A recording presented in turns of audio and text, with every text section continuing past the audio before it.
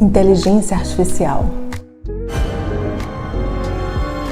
Todo mundo está falando sobre isso. Ela é revolucionária, ela é maravilhosa, ela escreve por nós, ela pensa por nós, ela cria aula por nós, ela corrige prova por nós. Eu não estou rebatendo isso, isso é um fato. Ela facilita sim a vida dos professores, ela facilita sim as nossas operações mecânicas, mas vocês sabiam que isso tem um custo? Tem um custo para todos, e aqui eu estou falando da questão do ensino e aprendizagem. Meu foco aqui vai ser ensino e aprendizagem, e a gente vai justamente falar sobre isso. Quais são os perigos, quais são as ciladas, quais são as armadilhas que o uso indiscriminado de inteligência artificial podem ter na sala de aula, na perspectiva do aprendizado principalmente. Fica comigo que a gente vai falar mais sobre isso hoje aqui nesse vídeo. Se você ainda não me conhece, o meu nome é Kaline Girão, eu sou professora universitária, doutora em Linguística, pós-doutora em Linguística Aplicada, sou professora de inglês há mais de 30 anos e hoje a gente vai falar sobre o que é Cognitive Offloading, que é uma terceirização do pensamento, e quais são as armadilhas desse processo. E a gente vai falar sobre um conceito que eu não tenho visto muitas pessoas falarem sobre ele. É o conceito em inglês, Cognitive Offloading, é quando você terceiriza o seu pensamento. Ah, Kaline, mas a gente já não faz isso? Faz, a gente já faz isso. A gente faz isso quando a gente usa calculadora para um cálculo simples, a gente faz isso quando a gente usa o GPS do carro para ir para um caminho que a gente saberia chegar sem aquela ajuda, a gente usa isso para fazer tantas outras coisas. Dá para alguém a nossa capacidade de pensar para uma coisa. E isso tem muitas repercussões, né? E uma delas, a mais óbvia, é: quanto menos a gente pensa, menos a gente desenvolve o nosso músculo do pensar.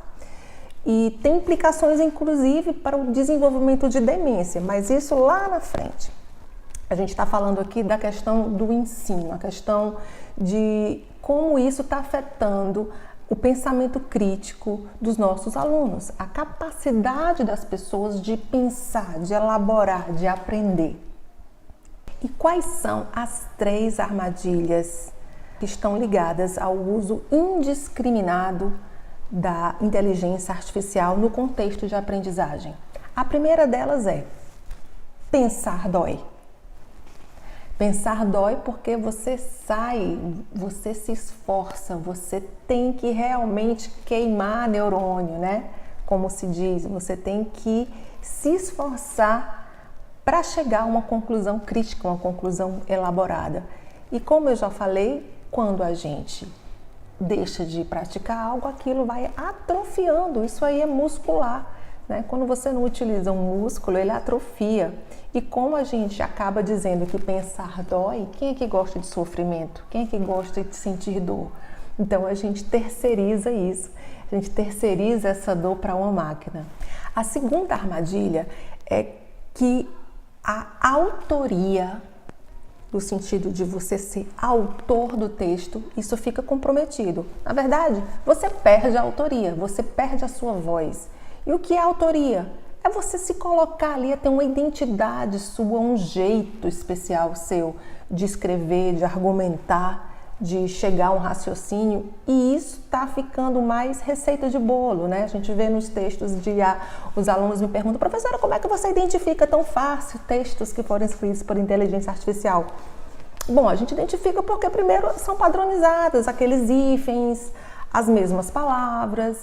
Então, isso a gente já está vendo o efeito dessa preguiça de escrever, porque as pessoas não se esforçam nem para fazer prompts mais elaborados. Como os prompts são padronizados, né, as respostas também virão padronizadas.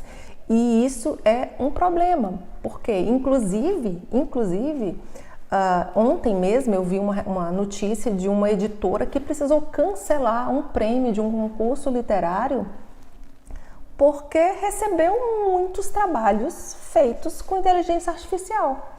Veja bem, um concurso literário, um concurso onde ali deveria ter não é a história, né? Então, assim, a pessoa que escreve literatura não é a história, tem todo um envolvimento linguístico, envolvimento ali de uma área muito mais sutil do que simplesmente um enredo linear. Então, é muito preocupante a falta de autoria, e essa é a segunda armadilha. E a terceira armadilha, que na minha opinião é a mais séria, é uma dependência que isso pode gerar. Por todos esses motivos, se eu não quero sentir dor e eu encontro um elemento, eu encontro uma ferramenta que me tira aquela dor, eu começo então a consumir respostas ao invés de refletir sobre essas questões. Então, eu perco a minha autonomia, eu viro um consumidor de respostas. Eu viro uma pessoa que eu deixo de pensar criticamente, porque tudo que vem ali eu apenas consumo e aceito. Eu deixo de revisar textos, porque eu acredito piamente que aquilo que está sendo escrito ali está certo. Então, essa autonomia, ela fica prejudicada. Você acha que você é autônomo, porque você sabe, né, você consegue colocar ali um prompt e aquela resposta, você tem certeza que aquela resposta ela te satisfaz, mas ela é uma falsa autonomia, porque você deixa de ser um pensador para ser um consumidor de respostas prontas. E como desarmar, como desativar, como minimizar os efeitos dessas armadilhas? É possível? Sim, é possível. Eu, enquanto professora de escrita acadêmica, eu acredito e eu valorizo que neste momento o mais importante para os nossos alunos, para os processos de ensino e aprendizagem, seja principalmente a gente dar alguns passos para trás e começar a valorizar, sabe, sair do digital e voltar para o analógico, voltar para o papel e caneta. Valorizar os processos inacabados, valorizar rascunhos, valorizar coisas escritas à mão, valorizar textos, pedaços de textos. Então, eu acho que a gente chegou no momento em que a resposta pronta, ela perde o valor. Então, se nós dissermos para os nossos alunos que o esforço, ele é lindo, o esforço compensa, doer faz parte, aprender exige fricção, exige esse sofrimento mesmo. Então, todo esse processo conceitual, ele precisa ser debatido no meio educacional, que aprender é esforço, aprender é sofrimento mesmo, mas é um sofrimento lindo, porque você está justamente ali promovendo a neuroplasticidade e ampliando a sua aprendizagem. E uma outra forma que a gente pode utilizar a inteligência artificial, a própria inteligência artificial, para desarticular, para desativar essas armadilhas, é promover o letramento nessa ferramenta, um letramento da inteligência artificial, que é ensinar para os nossos alunos que ela alucina, né? Eu também vi ontem uma outra reportagem daquela revista acadêmica famosa, Springer. Um volume dela foi completamente, na verdade era um livro dele foi cancelado por ter sido detectado que muitas das referências eram criadas, ou seja, os próprios acadêmicos estão fazendo isso nas suas referências e eles não estão nem se dando ao trabalho de checar as referências. Então, isso é muito urgente, a gente precisa dizer para os nossos alunos que muito do que está ali é criado e que é uma oportunidade justamente da gente checar essas informações, checar essas fontes, e uma oportunidade também da gente desenvolver, a partir daquelas respostas que a inteligência artificial nos fornece, se existe alguma inconsistência, se existe alguma informação que não está legal. Então, promover um letramento no uso de inteligência artificial, promover um letramento de engenharia de prompt, né? Porque esse é um dos outros problemas. As pessoas não sabem perguntar. Quem não sabe perguntar não colhe boas respostas. E então, veja bem, se eu não sei perguntar, eu não colho boas respostas. E aí eu acabo consumindo respostas ruins. Só que o segredo é eu saber escrever.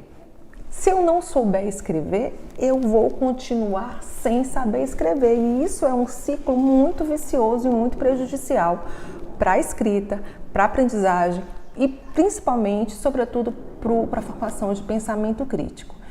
E isso deve ser combatido e já os professores precisam estar muito atentos e alertas para essa questão. A inteligência artificial, ela veio para ficar e ela vai cada vez se desenvolver mais e a gente vai ficar cada vez mais fácil da gente lidar com ela ou não. O fato é, aprendizagem é humanidade, é interação, é troca, é olhar, é empatia. E isso a máquina não faz. E isso nós, professores, precisamos cultivar e desenvolver nos nossos alunos. E eu me preocupo ao mesmo tempo de como é que a gente pode transformar isso numa ferramenta que não seja destrutiva para o pensamento das pessoas. Se você achou que esse vídeo foi relevante, se trouxe uma informação importante para você, deixa o seu like, deixa aqui também como é que você usa a inteligência artificial na sua sala de aula. Eu gostaria muito de ter essa informação para a gente fazer essa troca.